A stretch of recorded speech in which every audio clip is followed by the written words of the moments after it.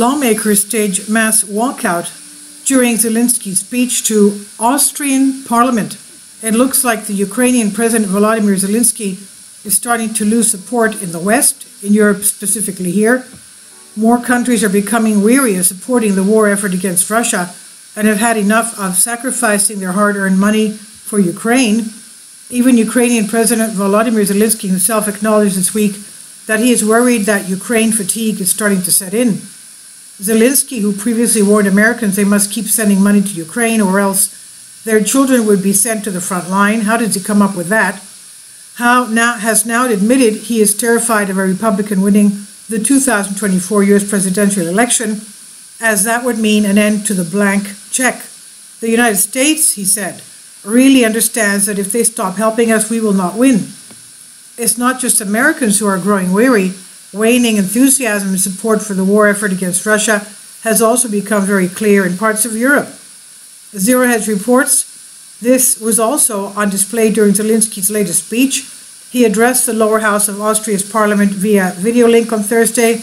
Not far into the speech, a large group of Austrian lawmakers from the Conservative Freedom Party, FPO, often dubbed in mainstream media as far right, staged a group protest and walked out altogether. They left placards on their desks with the words "Space for Neutrality" and "Space for Peace." They are not happy at the current European and U.S. stance, which has blocked negotiations. It said that the FPO is the only party in Parliament that takes our everlasting neutrality seriously, thereby also standing up for peace.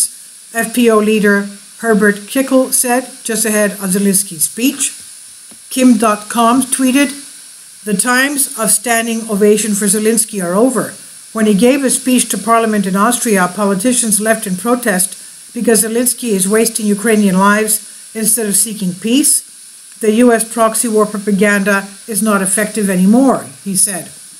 And a similar movement is happening in Bulgaria as well, which alongside Austria and Hungary has pledged not to send any lethal aid to Ukraine.